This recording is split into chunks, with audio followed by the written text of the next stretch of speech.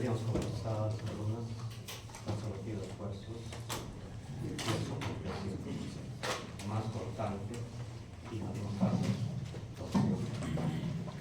Primero vamos a aprender a diseñar flexo a compresión. ¿Qué aceros serán los que resisten a flexo a compresión? Es longitudinal, ¿no? Extremo a extremo. Para cortante ya sabes, son los estilos. Entonces vamos a empezar viendo algunos conceptos clave que necesitamos. Bueno, todos ya sabemos pues que es una columna, qué función estructural cumple.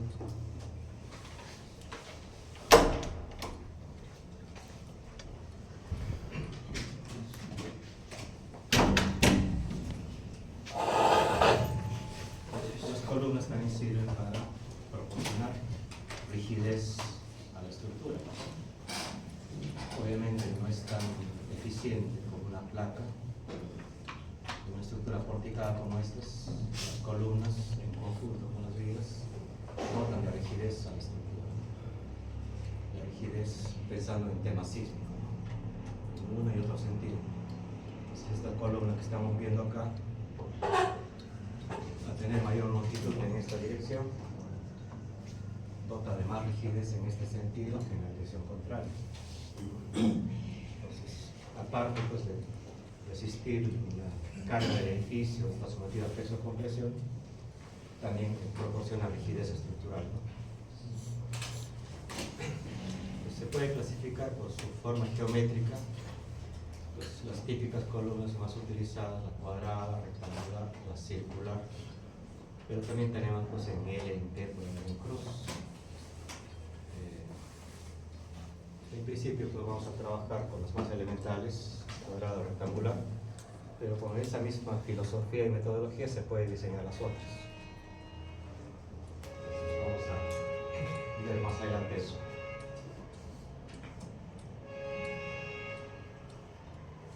Bueno, están las características de cada una de ellos. Las cuadradas funcionan muy bien si es que va a estar sometida a flexo compresión de tipo biaxial, tanto en un eje como en el otro te ofrecen la misma capacidad, mientras que una rectangular va a tener un eje fuerte y un eje débil. Entonces, si analizo esta columna en torno a este eje que es perpendicular, este es mi eje fuerte, y en torno a este otro eje perpendicular, este es mi eje débil, porque acá tienes mayor inercia, mayor rigidez, y en este sentido te va a resistir más, hablando de cargas horizontales. Cargas horizontales hacia allá, menos longitud, menos inercia, y ofrece menos rigidez, menos resistencia. Entonces, este es su eje de rotación. Muchas veces se confunde eso. Se dice el eje en torno al eje cual estaría rotando. Entonces, este es mi eje débil, y este mi eje fuerte. ¿Es paralela a la menor longitud? Sí, pero este es el eje fuerte. En torno acá, el momento, va a tener que esforzarse más si quiere deformar. La característica de las circulares es que en todas las direcciones te ofrece la misma resistencia, la misma rigidez, por su misma forma circular. Y ya pues va a depender de la arquitectura o de ustedes mismos como estructurales, si deciden usar en L, en T, hasta en U, dependiendo.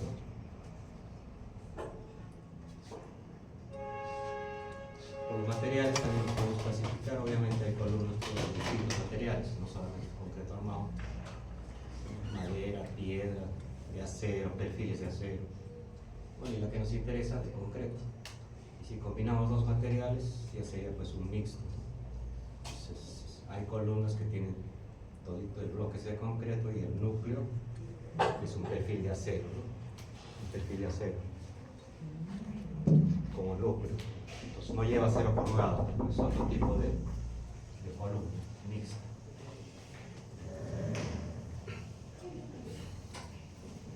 Las ventajas de una estructura de concreto armado ya las conocemos, en todo caso están indicadas ahí.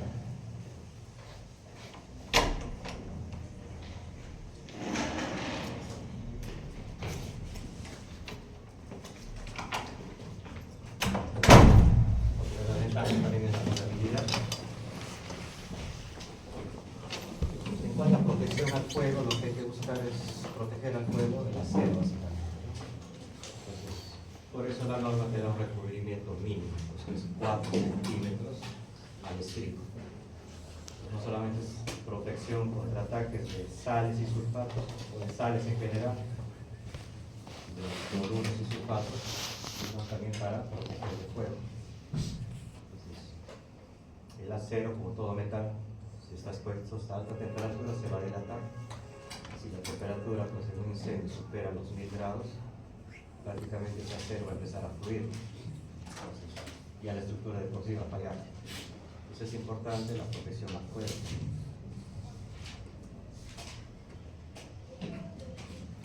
Pues los tipos de refuerzo básicamente son las estribadas, que es la más común en la que vamos a trabajar, y las sunchadas que se utilizan en circulares, ¿no? Entonces acá esto se arma pues como una helicoide, una hélice, y acá tienes que calcular la distancia, esto se llama paso, que es como calcular la separación de estribos. En obra es más complicado de trabajar, entonces la mayoría prefiere trabajar estribadas, y si es circular, arman estribos circulares también. Ahora, ¿quién se comporta mejor? ¿Un estribado o un cinchado? El cinchado se comporta mejor estructuralmente, y más que por cargas de red, sísmicamente se comporta mejor un cinchado. Confina mejor el núcleo, ¿no? Le da más utilidad, confina mejor el núcleo, es más idóneo para zonas sísmicas. El tema solamente está en la forma de esa columna. Pues hay equipos que te permiten hacer pues, la helicoide, ¿no? Con cierta facilidad, pero mayormente se usan estribados. Obviamente las columnas cuadradas y demás no podemos usar sunchados, es típico del circular, ¿no? Por la misma forma que tiene la helicoide. Ahora, esto es importante. La resistencia de una columna depende también de la esbeltez. Y la esbeltez está directamente relacionada con ¿qué? Con la longitud, la sección que tiene la columna. Entonces no es lo mismo pues una columna, qué sé yo, de 40 por 40, de 3 metros de alto, con una columna de 40 por 40 de 5 metros de alto. ¿Quién resistirá más? ¿La de 3 o la de 5? La de 3, la de 5 porque resistiría menos. Porque tiene mayor esbeltez. Y la esbeltez se mide con un parámetro, ¿no? Que vamos a ver. Entonces, el diseño de columnas esbeltas ya tiene otra metodología distinta a la que vamos a aprender.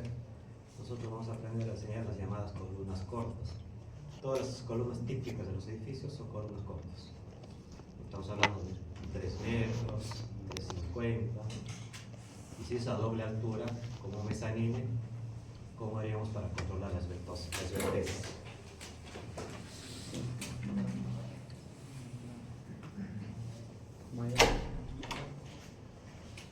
A veces hay arquitecturas que tienen ambientes a doble altura, ¿no?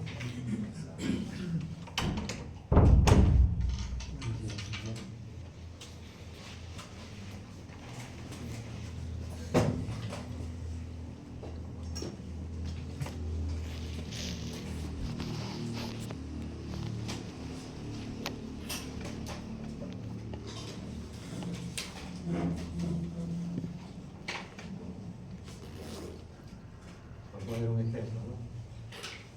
Las columnas típicas, digamos, pero acá hay una columna a doble altura. Entonces va a ser para cubrir una doble altura. Esta columna ya va a tener mayores esbeltez que obviamente las otras. Entonces su capacidad de resistencia va a caer. Entonces una de las formas de reducir la esbeltez, ¿cómo es? Le conectas una viga, pues. No va a haber losa, ¿no? Igual sigue siendo vacío, pero le conectas una viga, entonces ya la altura la estás restringiendo. Al arquitecto no le va a gustar, pues. Es libre, pues. Entonces, si es así, ya no te queda otra cosa que incrementar la sección de la columna para reducir el riesgo de esbeltez. Entonces, pues ahora si no hay forma, vas a mantener una sección con doble altura, ya lo tienes que diseñar con una metodología que es para columnas esbeltas, que es distinto. Es otra metodología de diseño, más exigente, más complicada. ¿Okay? Pues básicamente se suelen diferenciar en cortas y esbeltas, pero también algunos le hacen una subclasificación, ¿no? Intermedias y esbeltas propiamente dichas, ¿no? Entonces acá digamos que está en una transición. Entonces estas columnas suelen fallar principalmente por aplastamiento, ¿no? Mientras estas de acá, debido al pandeo, a mayor esbeltez se pandea más, pues. Entonces pueden fallar por pandeo, lo que viene a ser por flexión prácticamente.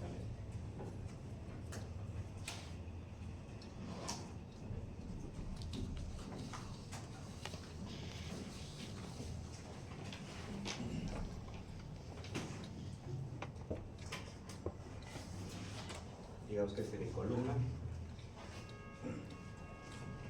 esta es su altura, yo aplasto, casi con presión, ¿no?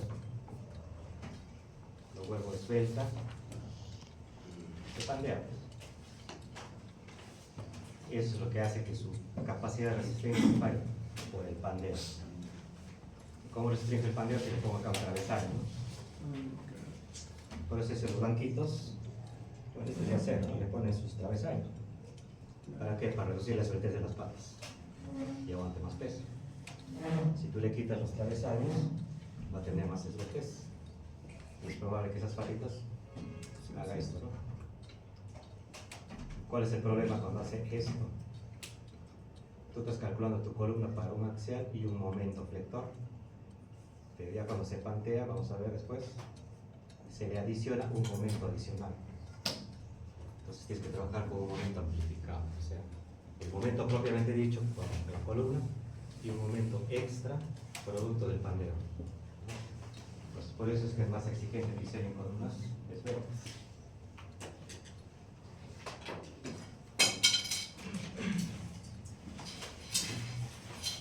La esbeltez se mide o se calcula con este coeficiente o este valor de esbeltez, que es la longitud efectiva que se llama entre el radio de giro.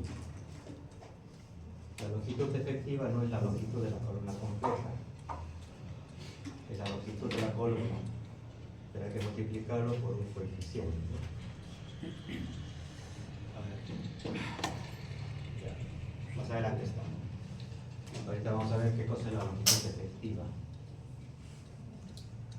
Entonces, una columna esbelta genera lo que les dije hace un rato, momentos secundarios.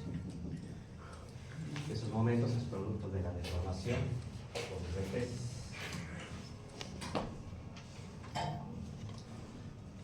Entonces, normalmente si tú tienes una columna, tienes un axial, vamos a trasladar esta carga acá, ¿no?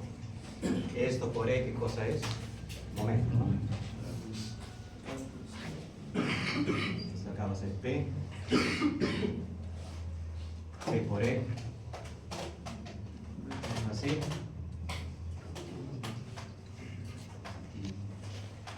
¿cierto?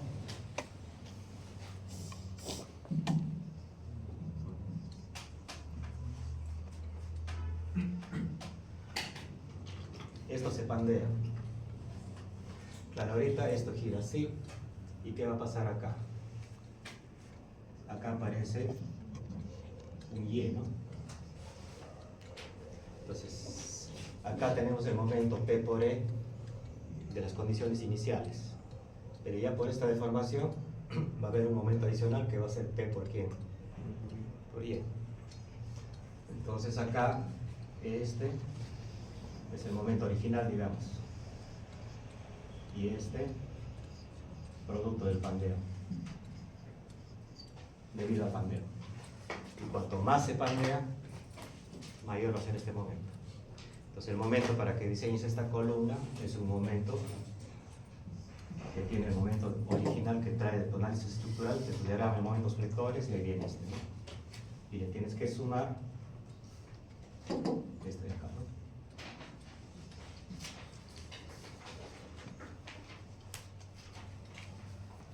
se pandea más, ese momento llamado secundario es más grande.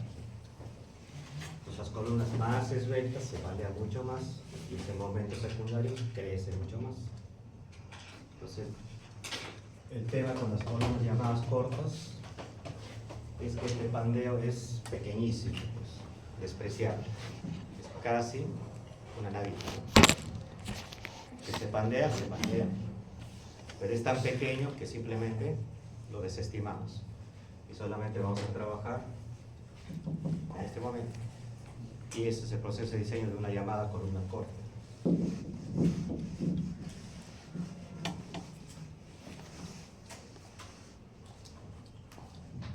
Ahora, yo podría tener una columna esbelta en un edificio normal, este de acá, por ejemplo, o tiene que ser una a doble altura o más alta. Podría haber una columna esbelta en este ambiente.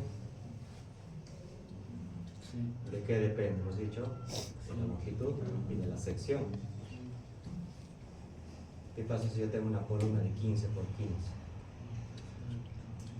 Como tiene una sección pequeña, podría tener solamente 3 metros, pero ya se va a comportar como esbelta.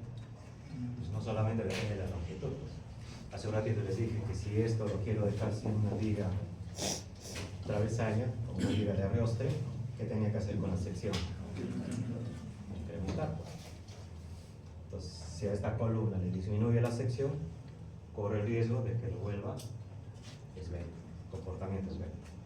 Entonces, por eso no se recomienda pues columnitas de 20 por 20, porque estás prácticamente induciendo a que se comporte de manera esbelta. 30 por 30, 25 por 30, ya, ¿no? Dependiendo de qué estás estructurando, ¿no? Qué carga va a llevar. Lo que les decía hace un rato, para el análisis y diseño, hay métodos específicos para columnas esbeltas. Es otra metodología de diseño.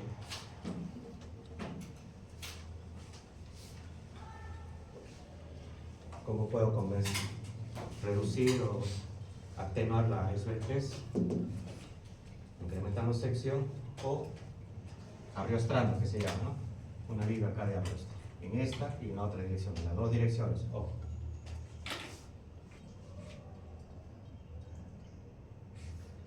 Acá está cómo se calcula, ¿no? La longitud efectiva, este es el factor de esbeltez, la longitud efectiva entre radio y giro, se calcula por un factor K, y este L es la longitud real de tu columna. ¿De qué depende este factor K?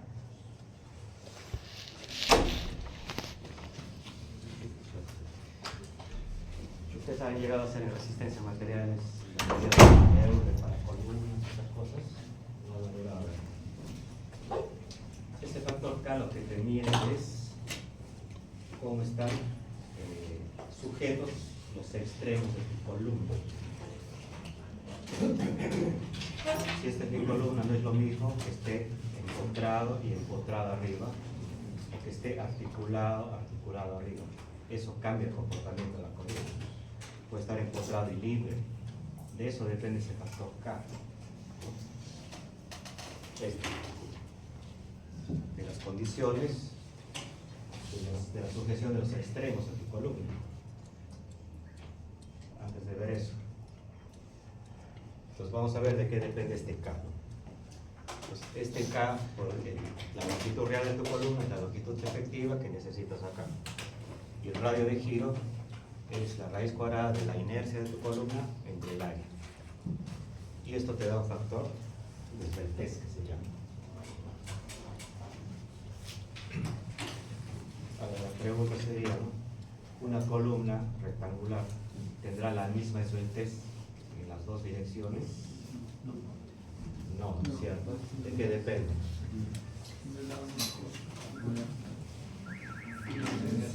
No es la misma la inercia calculada en esta dirección que en la otra, ¿no es cierto?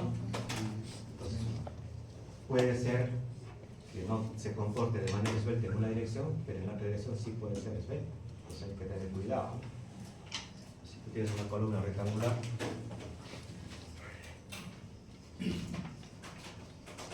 ...30 por 60, por decir un ejemplo, tienes acá tus ejes X, Y.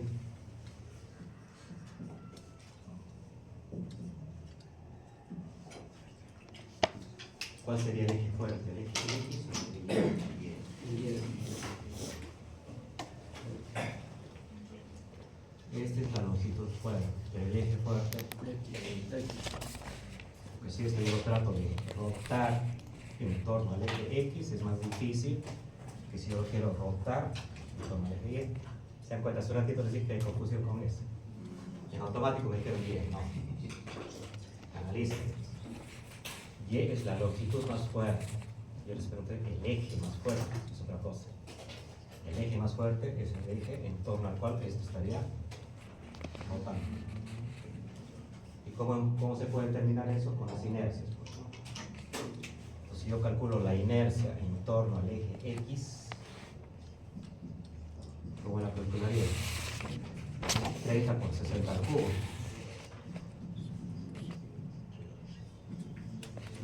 Pero si calculo la inercia en torno al eje Y, ¿cómo sería?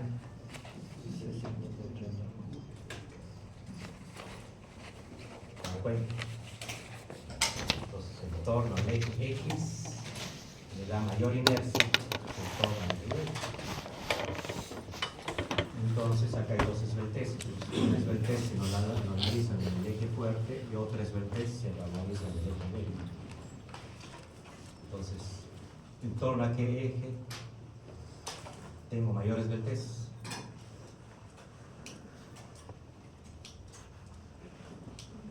En torno a X, en torno a Y tengo más esbeltez. Digamos que mi columna es 3 metros. Pero yo voy a calcular este factorcito, ¿no? En torno a qué X ese factor me saldrá más grande.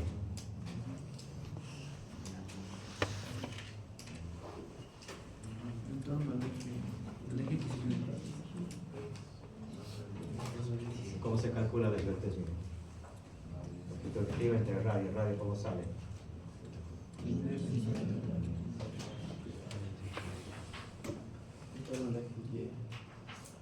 Si la inercia es un número más grande,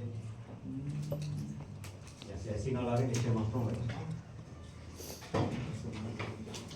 Vamos a decir que la longitud efectiva ya la tengo calculada, 3 metros.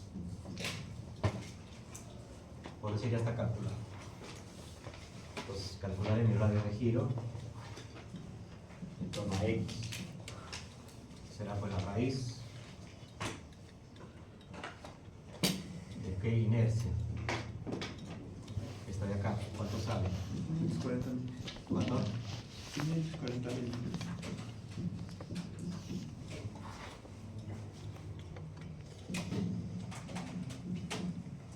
$30 por 60, 1800, ¿no? Área. Ya tengo mi radio de giro. Entonces la esbeltez en torno a X será este resultado. Me dice que la longitud efectiva 3 entre este resultado.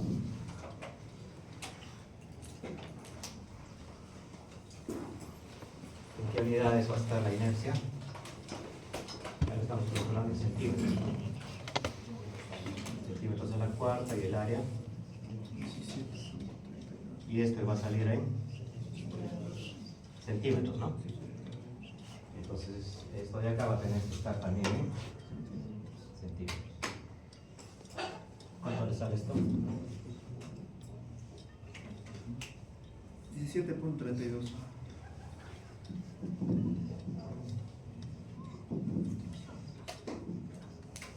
Igualito calcula la esbeltez en otra dirección, pero hay que calcular el R de Y, ¿no? Sí.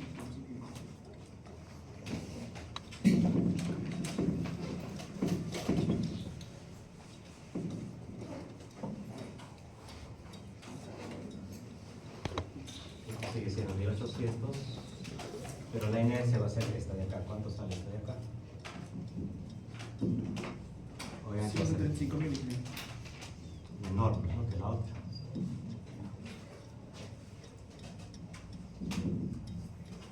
Ya puedo calcular la otra esbeltez. Sigue siendo 3 metros Y el resultado de esto, ¿no? 34 puntos. ¿Cuánto? 34 puntos. 4 puntos. No, ahí es 8.65 Acá. Sí, total ya es 8. 1.66. El de arriba ya lo calcularon. ¿Ah? De arriba. No, el resultado 317. Sale igual. Sí, igual. 132. Y el de acá. 34.64. Ahí está, ¿no?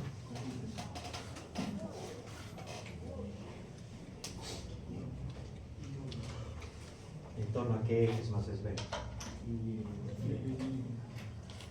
Y, ¿no? Mayor valor numérico. En torno al eje Y es el eje débil, ¿se acuerdan? Acá vamos a echar números y estamos chequeando. Verificando. Ya, entonces tengan cuidado cuando calculen eso, a veces confundimos. Una cosa es la longitud fuerte y otra cosa es el eje fuerte. Por eso hay que tener los conceptos claritos. ¿Ya? ¿Qué unidades tendrá el sueltes? Adimensionarlos. Centímetros, centímetros, se cuenta. Es un coeficiente, un factor. Pues ahora vamos a ver cómo sale este patito, ¿no? Porque K por la longitud real recién me da la longitud efectiva que se llama. Nosotros hemos asumido que la longitud efectiva ya está calculada y es 3. Pero ¿de qué depende? De K.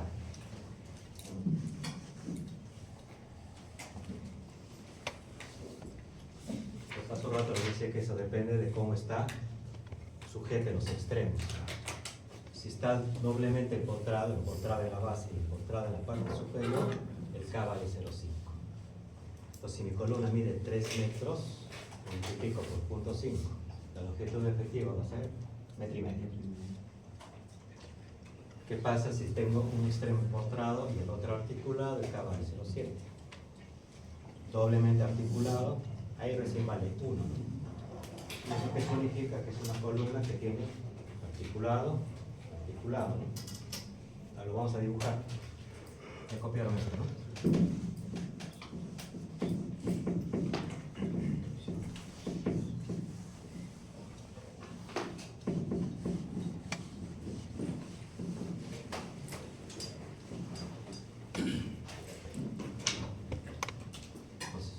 Empotrado una columna de este tipo.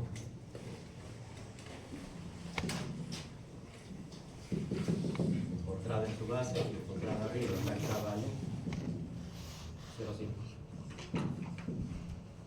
Empotrado articulado.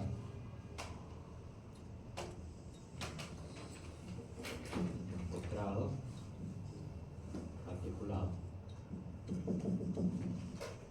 Aquí 0,7. Doble articulado.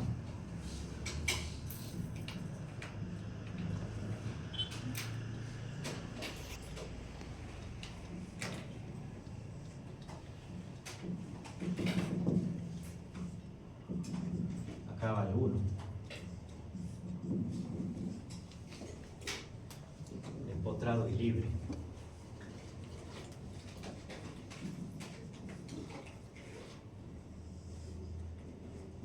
Libre arriba. 2.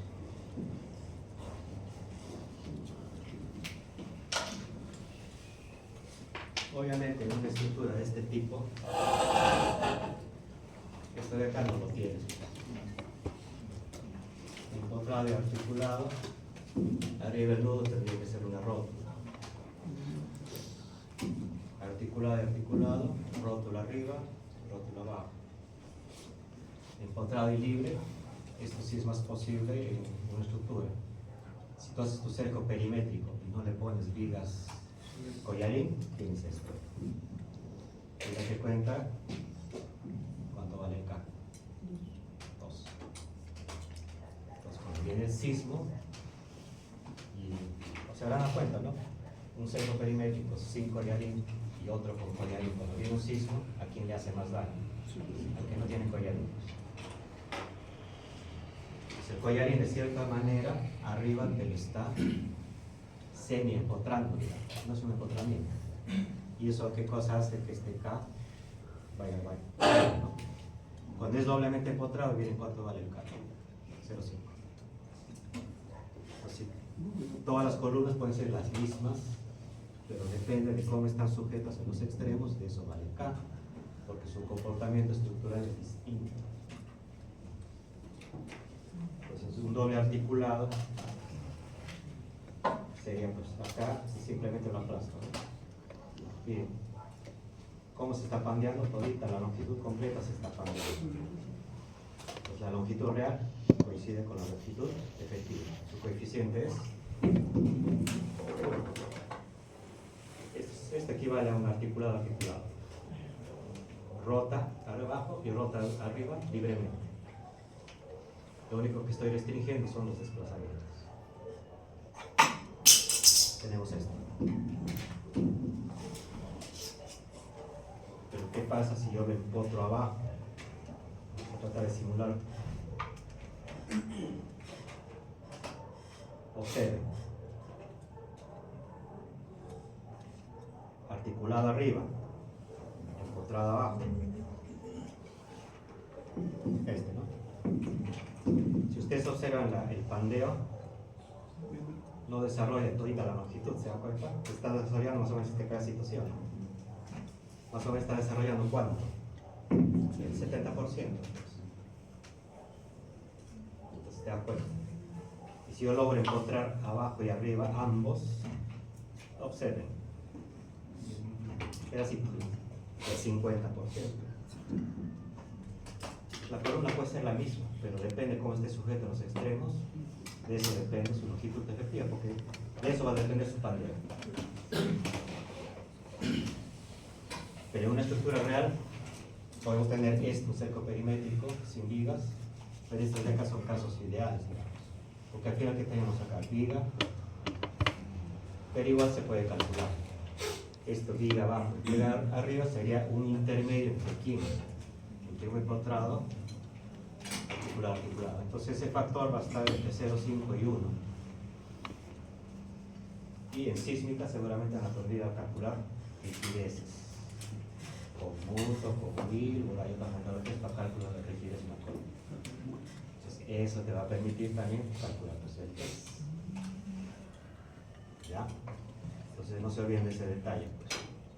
Entonces el más crítico es empotrado abajo, libre arriba, ¿no? Porque esto lo que hace es esto, libre arriba, no lo estoy aplastando. Acá conserva, acá hay una curva y se asume que la otra mitad completa el pandeo. Por ejemplo, busquen esto, ¿no? En YouTube hay varios videos donde hacen con maquetas, te hacen esto que les acabo de enseñar, para que entiendan mejor.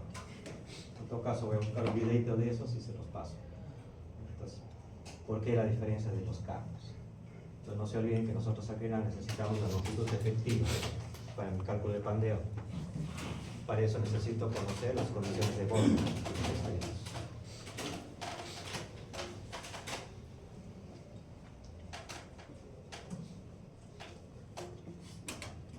Bueno, cuando hagas un análisis ya con pandeo, tienes que verificar pues las certezas, tienes que calcular el momento amplificado, el que hace un ratito les mostré, el momento actuante más el momento adicional debido al delta o al Y. Y tienes que, ¿qué es lo que se suele hacer? Se trabaja no con el momento de tu análisis estructural, sino con un momento C. Este es el momento de tu análisis estructural, vamos a llamarle A, más otro momento. Al final lo que se hace es, este MC, que es el momento, es un factor, algunos le llaman delta, que multiplica a este momento que viene de tu análisis estructural. De tu diagrama de momentos frictores, de ahí viene este momento. Y multiplicas por un delta, que es un valor que puede estar entre mayor a 1 o puede ser menor a 1. Pero ya es otra historia, como les digo. Es calcular este delta, tienes que usar la fórmula de Euler, una serie de detalles. Pues como les decía hace un rato, el diseño de columnas esbeltas ya es otra metodología. Nosotros vamos a aprender diseño de columnas cortas, que es lo lo común. Eso es lo que existe pues, en la mayoría de edificaciones, por no decir casi en todas.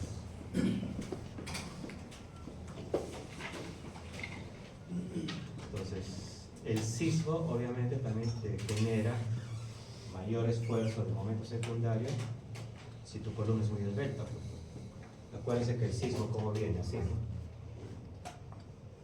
Entonces, si tu columna no tiene suficiente sección, aquí lo hemos visto, ¿no? No tiene suficiente rigidez, ¿qué va a pasar con esta deformación? Va a ser más grande.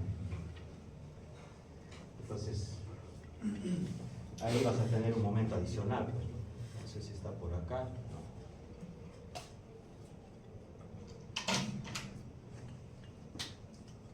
Entonces, vas a tener la carga P del peso que está resistiendo y miren todo esto, ¿no? Todo esto va a ser tu delta. P por delta. Le vas a generar acá en la base un momento adicional al momento que ya existe. Cuando tú haces tu análisis estructural, acá ya hay un momento flector.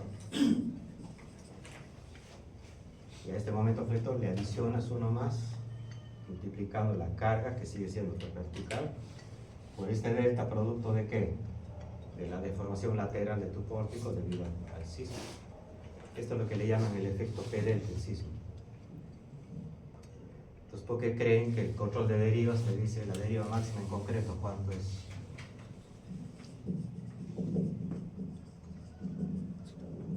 $7 por 1000. 0.00. Acuérdense del sismo.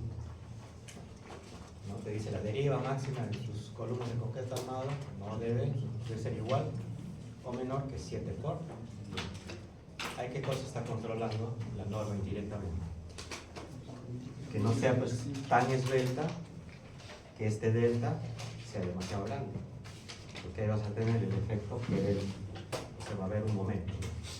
Entonces vas a tener el momento en tu análisis, el momento para que puedas analizar tendría que ser el momento este, M le vamos a llamar, más P por delta. Este es el momento secundario. Y si este delta es demasiado grande, el momento secundario va a ser más fuerte. Pues. Entonces, si la norma te dice que la deriva máxima es eso, directamente a quién te está controlando, a este delta, para que sea pequeñito. ¿No? Entonces, siempre todo tiene relación entre sí. Pues.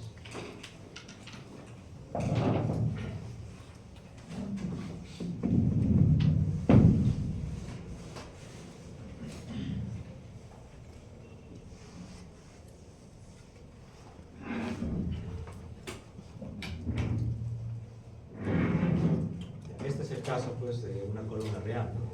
Tienes una columna, tienes viga abajo, viga arriba. Entonces para que calcule la longitud efectiva va a depender de la rigidez de la viga, va a depender de la rigidez de la columna. Cuando ustedes calculan la rigidez de la columna, si se acuerdan el sismo, cuando la viga es más peraltada, la rigidez de la columna aumenta o disminuye.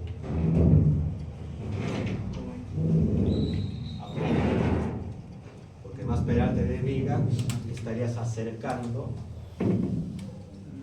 porque si tienes una viga súper peraltada, un vigón de 2 metros, prácticamente estarías, como las vigas pues no son así, 60, 50, entonces a menor peralte de viga, ¿qué pasa con la rigidez de la columna?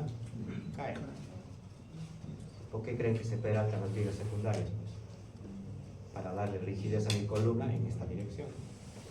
Porque si fueran chatas en esta dirección, va a ser menos rígida. Y si es menos rígida, ¿qué pasa cuando el sismo ataca así? Se va a deformar mucho más. Y si se deforma mucho más, ¿qué va a pasar? Puede tener un efecto P delta fuerte. Y es probable que no me pase un control de derivas. ¿Se dan cuenta? Todo está relacionado. Y por eso es necesario que ustedes manejen los conceptos de los otros cursos, ¿no? Acá estamos hablando de temas de sismo. ¿Okay? Entonces, En este caso, la longitud efectiva, hay otra metodología de cálculo, ya, para encontrar este K en todo caso. Porque esto no es ninguno de estos. Se parece a esto en la medida de que estas vigas tengan mayor peralte. Tienen demasiado o mucho peralte, se está acercando a un empotramiento, pero no es exactamente un empotramiento.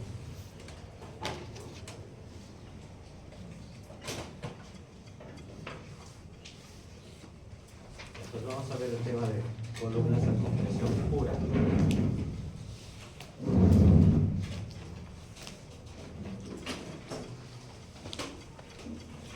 ¿Qué significa una columna sometida a compresión pura? Que no tiene momento flector que está actuando en la columna. ¿Ya?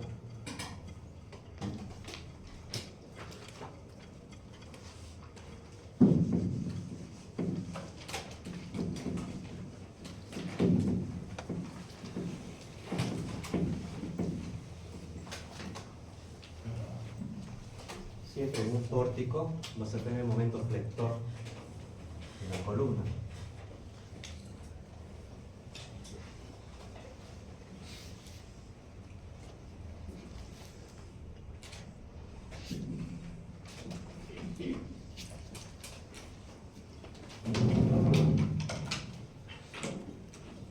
En esta columna, el diagrama de momentos flectores, sale el diagrama de momentos flectores. Carga de gravedad.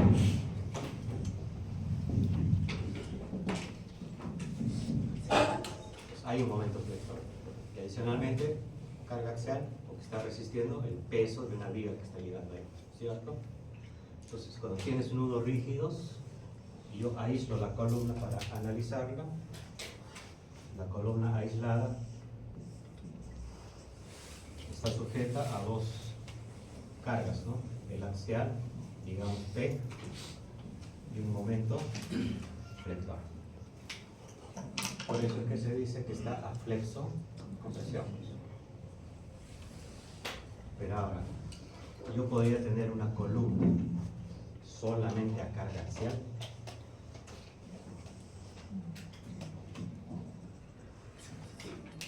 Solamente con carga axial, sin momento. Para que eso ocurra, ¿qué tendría que pasar con el nudo?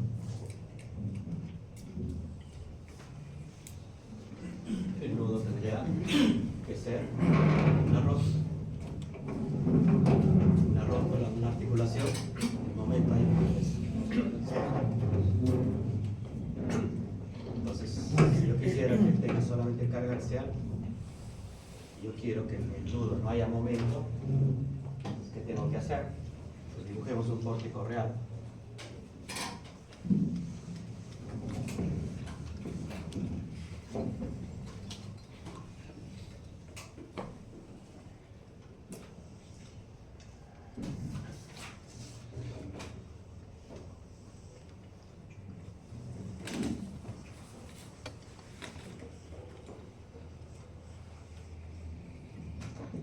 Lo que dibujaba hace un ratito es el modelo.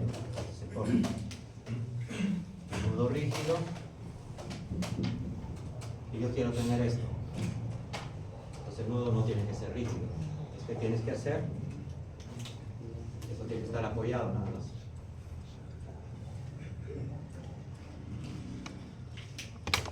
Entonces acá le tendrías que poner una planchita de neopreno como se hace en los puentes.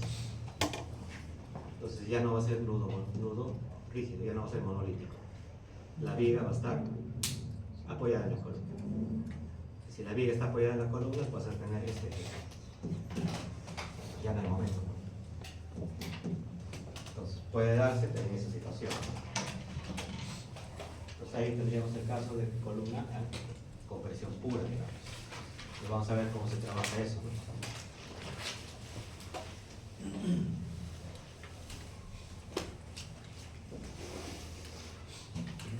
Vamos a suponer que tenemos una columna sujeta a compresión pura. Entonces esa columna tiene una sección determinada. Y si yo, ¿no? 40 por 40, cualquier sección que ustedes crean.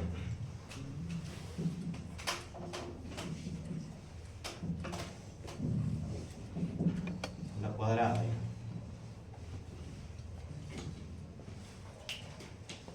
Entonces, si a mí me dicen, calcúlate cuánto me resiste esa columna a compresión pura, nada más. Entonces, intuitivamente, ¿qué diríamos? Bueno, lo que esto me resiste a compresión sería el valor del F'C en concreto por el área de concreto. Entonces, es un concreto 210, 245, el F'C por el área de concreto. Si quiero ser más exacto, ¿qué tendría que hacer? Le resto el área de los aceros, porque se ocupan un espacio, ¿no? Menos el área de acero. Entonces el área de concreto bruto. Más, ¿qué cosa? El acero participa aportando resistencia a la compresión, ¿no? También, pues. Entonces será pues más el Fy, ¿no? Lo que resiste el acero por el área de acero, ¿no? Tú dices, con eso ya puedo calcular cuánto me resiste esa columna a compresión. Pero ¿qué usamos nosotros cuando calculamos? No usamos pues el 100% del F'C, sino el 85%, ¿se acuerdan? ¿Y por qué usamos el 85%? Acuérdense la curva, ¿no? Eso también lo hemos visto. Esfuerzo de formación. Pues ahí está tu curva de concreto.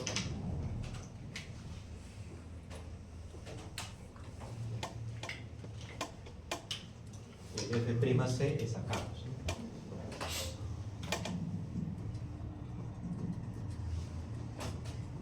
Pero nosotros cuando trabajamos concreto armado, en el método de rotura, trabajamos al límite, ¿no? Hasta que el concreto caliente, ¿no? Ahí, acá. Acá está la famosa deformación 0,03, ¿no? La que usamos en nuestras formulitas. Pero acá, ¿cuánto vale pues, lo que resiste mi concreto? No es el 100%, pues es el 85%.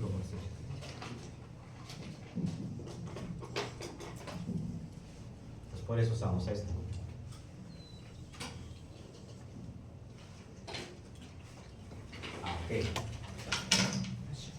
Entonces,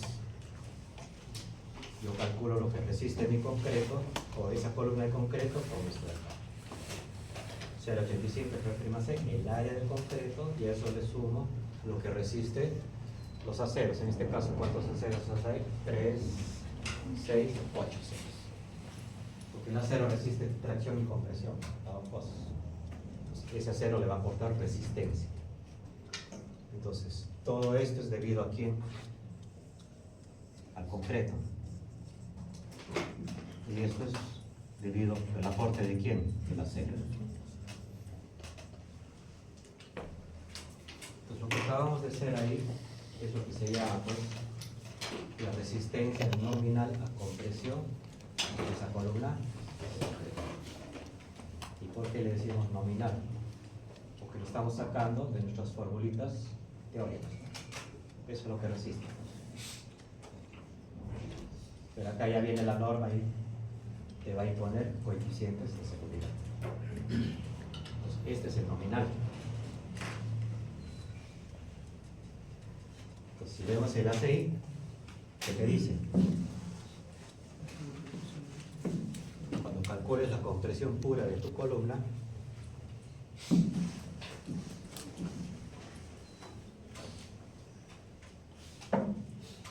controlada por compresión pura.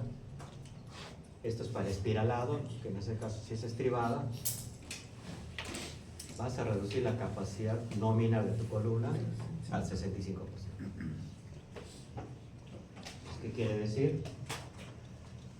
Que ya normativamente, porque eso es norma, la resistencia de tu columna no va a ser la que calculas acá, pues.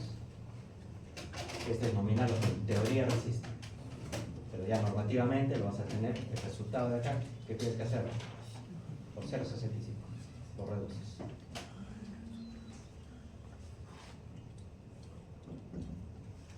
Y esto, reducción, combinación de momento y fuerza axial. Pero ¿qué más te dice la norma? ¿Sabes qué? Este factor de reducción para tu columna a compresión, pero no es exactamente compresión pura, es compresión con presencia de momento. Entonces toda columna que tenga presencia de momento lo vas a reducir. Pero si tú dices compresión pura, te dice adicionalmente a ese resultado multiplícalo por otro factor, 0,80, doble factor. Entonces, cuando tú ya quieres calcular la resistencia de diseño, digamos la de diseño, y finalmente cómo va a quedar. Estás con el ACI 0,65 por 0,80 por la nominal.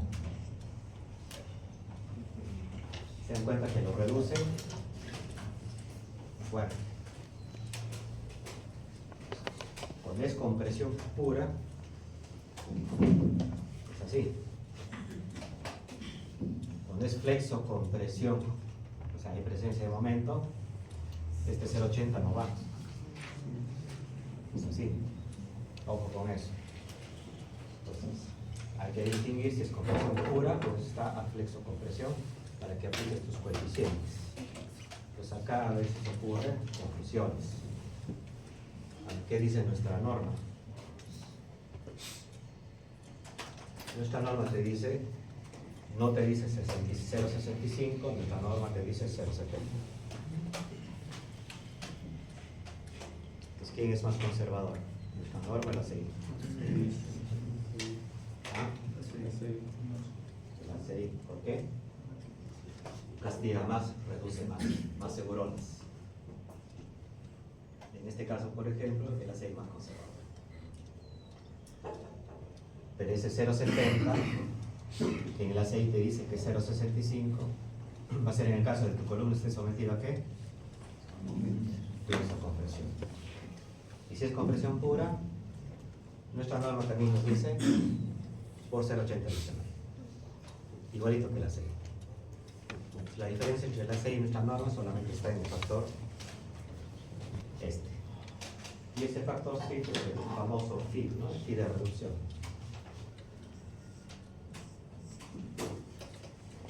Y nuestra norma, el phi de reducción es este. Este es un coeficiente adicional.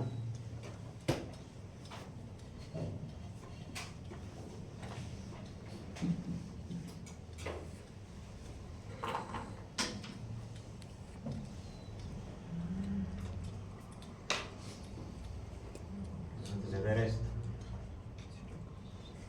ahora la pregunta sería, ¿por qué cuando yo digo que es compresión pura, por qué le castigo adicionalmente con un coeficiente más? Es que ya no basta que lo castigue con 0,70 o que lo castigue con 0,65. ¿Por qué uno más? ¿Por qué uno más? Un 0,80, ¿no? ¿Por qué creen que sería que se castiga con un coeficiente más?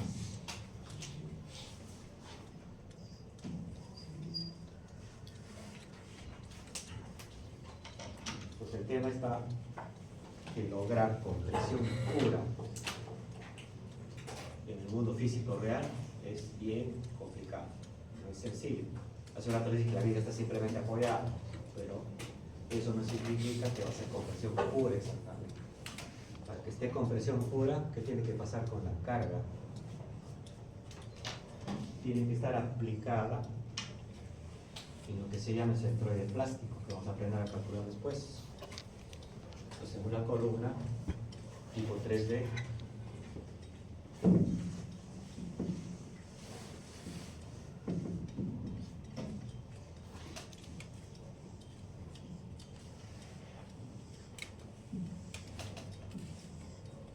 en teoría, si yo quiero que sea compresión pura, cero momento, ¿no? Solo axial. Esta carga tendría que estar prácticamente en el eje, ¿no? Aplicada en el eje.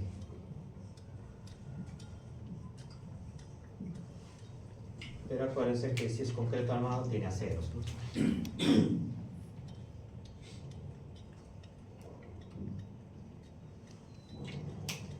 Si los aceros son simétricos, mismo diámetro, todo, no hay problema. El eje geométrico coincide con el llamado centroide plástico. Eso lo vamos a ver después. Si yo quiero compresión pura, quiero esto. La carga tiene que estar exactamente en el centroide plástico. Porque ¿qué pasa si la carga está un poquito desplazada? Por acá. Acá va a haber un bracito de palanca, ¿no? Ya no tengo compresión pura, pues ¿qué cosa tengo? Entonces, compresión pura es eso, exactamente en el centroide, en el eje. Basta que me desplace un poquito, ya perdí la compresión pura y estoy pasando a flexocompresión. El momento va a ser chiquitito, sí, pues, pero ya es flexocompresión. ¿Ok? Entonces, conseguir esa situación es complicada. Otro, para que tengas compresión pura, ¿qué tiene que pasar con la sección y la distribución de mis aceros? Tiene que ser perfecta. Si este es 40 por 50, todita la sección donde tú lo midas tiene que ser 40 por 50, exactito. Y siempre hay errores en obra, pues. Tú mides milímetros más, milímetros menos, varía las dimensiones. Otro factor más que toma en cuenta la norma, que no hay perfección geométrica. Otro factor que toma en cuenta la norma, ¿qué cosa es? La verticalidad, la plomada que le llamamos.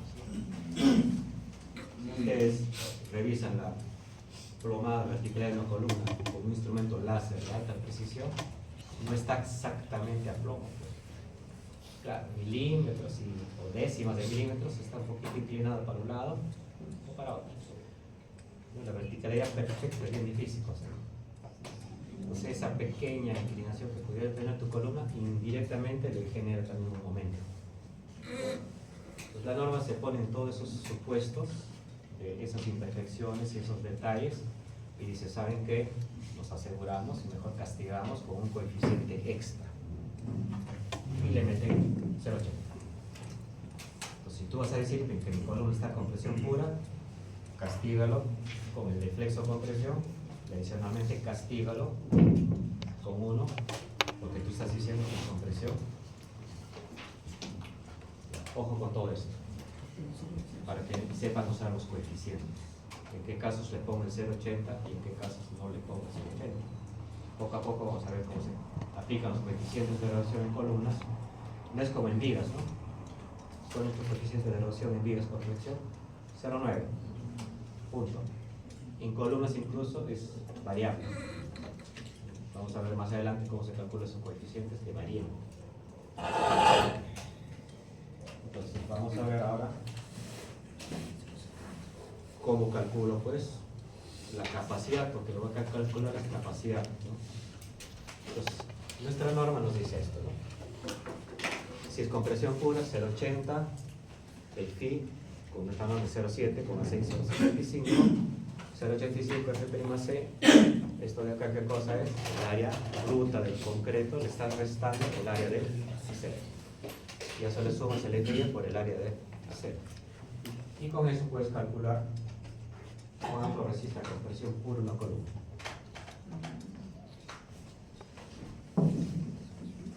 Esto de acá lo vamos a explicar. A ver. Ya. Vamos a calcular la compresión pura. Me pide 2.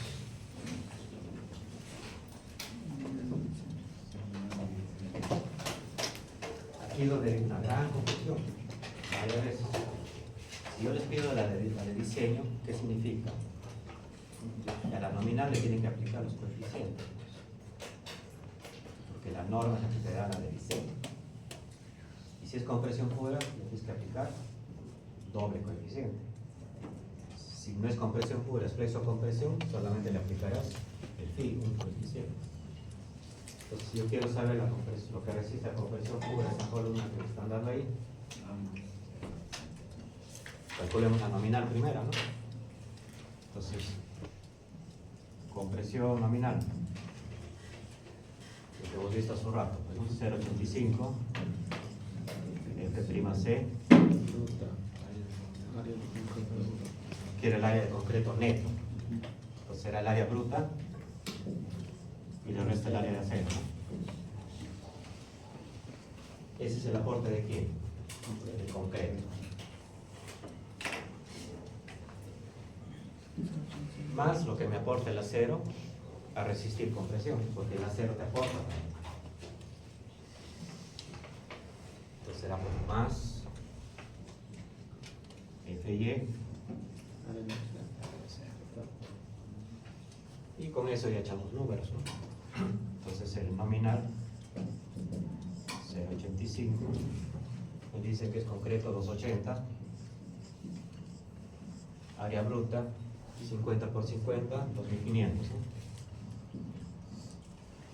Si quieren lo pongo como operación, ahí se da cuenta ya, 50 por 50 menos área de acero 12 barras de 3 cuartos, ¿no? Entonces lo que tenemos que ir a nuestra tablita de aceros y ver cuánto es el área de 3 cuartos, ¿no? Si mal no me acuerdo es 2,84, 2,84.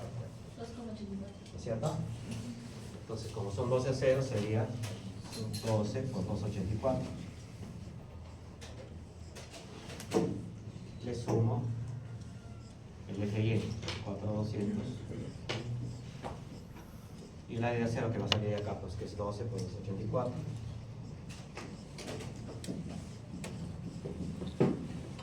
Con eso ya tendré lo que resiste nominalmente esta columna a compresión pura. A ver cuánto sale.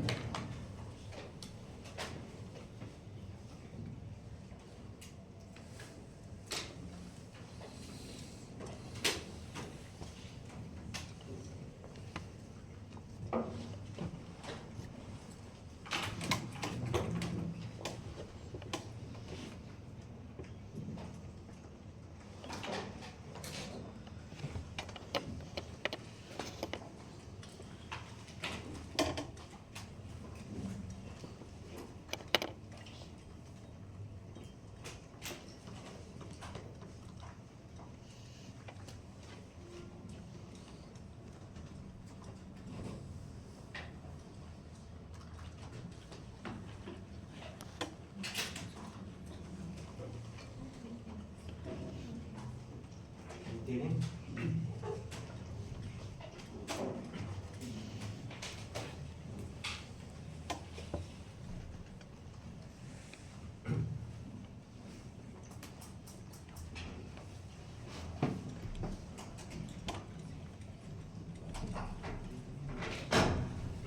Está bien armado, ¿no?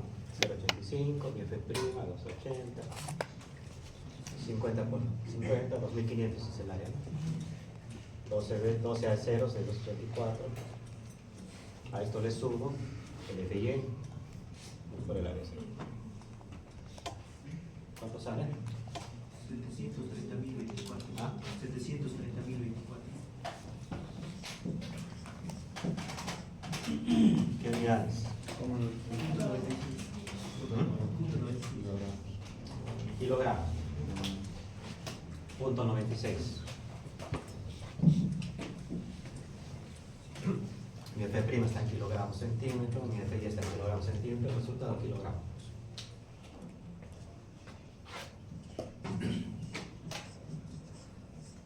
Vale decir 730 toneladas redondeando.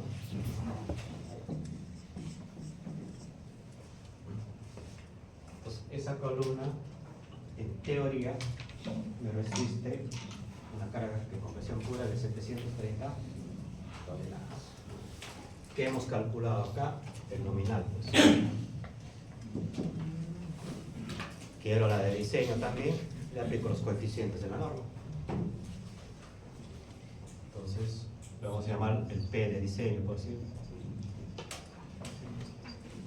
Si es compresión pura, dos coeficientes. Con nuestra norma, 0,7, ¿no? 0,7 por 0,8 por 730 para trabajar en toneladas.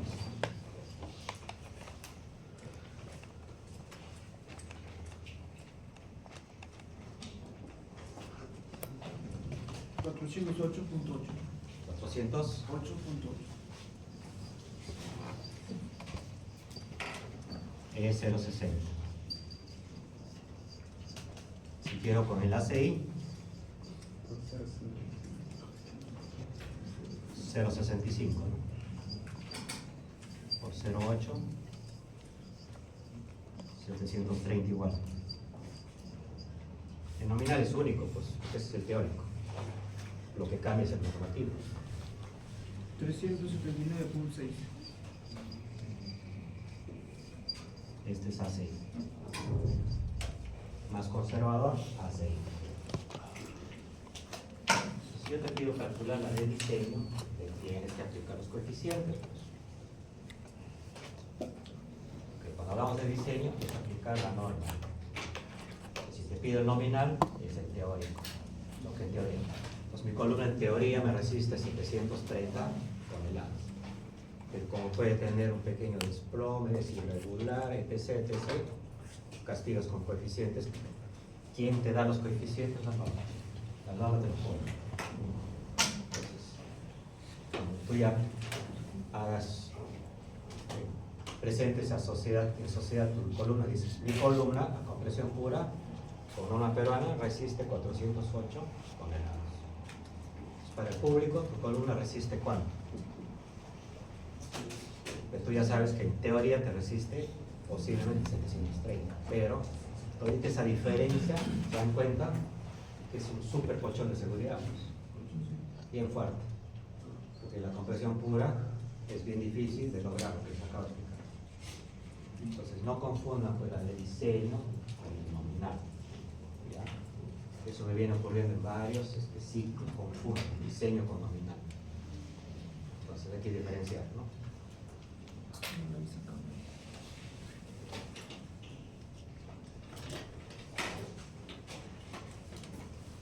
Pues si volvemos a la fórmula, es sencillo, pues, darnos cuenta, ¿no? Todo lo que está entre corchetes es nominal.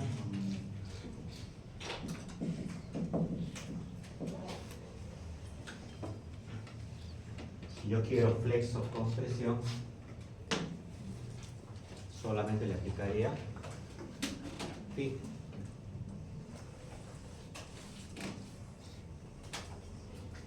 Flexo compresión. Hay axial más momento. Compresión pura, jodido.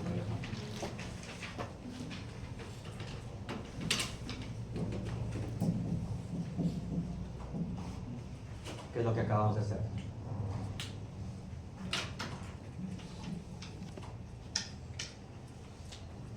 Y si analizas en el nominal, esto de acá es el aporte de quién? Del concreto. Y este es el aporte del acero. Y ya está. No es nada del otro mundo. Pues siempre analicen las formulitas, entiéndanlas, ¿no? Entiendan la fórmula, qué te está diciendo la fórmula. Y con eso ya no tienen ningún problema. ¿Okay? El nominal es teórico, ¿no? ¿Mm? El nominal es teórico, ¿no? El nominal es teórico, lo que en teoría te resiste. Pero nunca nosotros diseñamos con lo teórico, diseñamos con lo normal. Entonces tienes que chequear qué te dice la norma. Reduce, lo aceptas. Partimos con el nominal, sí. Pero a ese nominal hay que hacerle algo. Normalmente se aplica el coeficiente. Y ese coeficiente que te hace te reduce. Ya tienes el normativo y eso es la de diseño. Cuando le aplicas la norma, esa es la de diseño. Entonces tienes capacidad nominal y capacidad de diseño, ¿no? Estamos hablando que resiste, ¿no?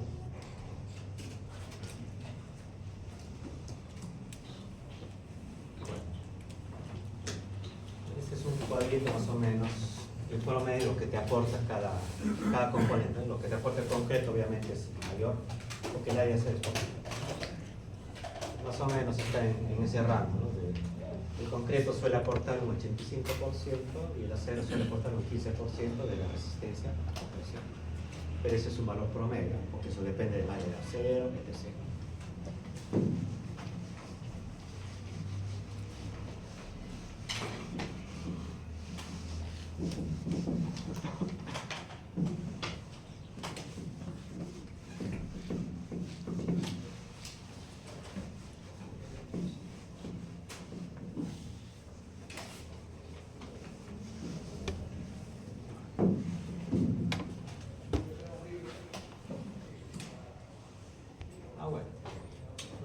a trabajar con las áreas de acero que nos da Sider o aceros Arequipa. Si ustedes revisan libros van a ver que hay áreas, pero hay pequeñas diferencias, ¿no? A veces unas décimas o centésimas, ¿no? Entonces, este es de un libro, pero nosotros vamos a usar cualquiera de estas, como están con la normalización norma peruana, coinciden ambas, ¿no? Ahí no hay valores. Entonces, el que hemos usado hace un ratito era 3/4, ¿no? 2,84. Si lo ves con el otro, 2,84. Cualquiera de las dos tablas, ¿ya? Ojo. Vamos a trabajar todo el curso con las áreas que nos da cualquiera de las tablas, Sider o Arequipa. Y de esa manera estandarizamos. Si queremos calcular diámetros, igualito. 3/4, el diámetro es 19.1 milímetros o 1 metro.